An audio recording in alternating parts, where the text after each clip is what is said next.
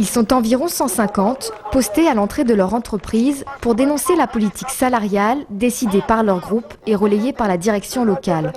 Ingénieurs, techniciens, administratifs et ouvriers, ils réclament une revalorisation annuelle des salaires plus importante que celle envisagée par Thales Training and Simulation. Ces salariés veulent plus que les 1,4% d'augmentation et 0,4% pour les promotions et la mobilité. Nous, ce que nous demandons à travers notre mobilisation, et les salariés nous accompagnant font de même, c'est de relancer la politique salariale pour aller vers ce qui est demandé au niveau des intersyndicales groupes, autour de 3%, qui nous ferait remonter, nous, Sidonie, dans la moyenne des revalorisations salariales des entreprises du groupe.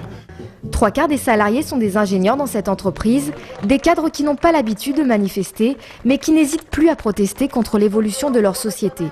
Ils souhaitent une meilleure reconnaissance de leurs compétences et de leur investissement.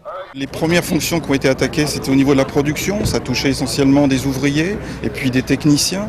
Et maintenant, on voit qu'au niveau des ingénieurs, il y a les mêmes attaques qui se font, c'est-à-dire sous-traitance à l'étranger, en Inde ou en Pologne, des logiciels. Les résultats sont là, les prises de commande sont là, et pour autant, on dit aujourd'hui, on vous donne pas la rémunération que vous attendez. Et donc aujourd'hui, les salariés estiment que la politique salariale n'est pas à la hauteur, que tout est fait pour rémunérer d'abord les actionnaires et puis les salariés sont rémunérés en dernier.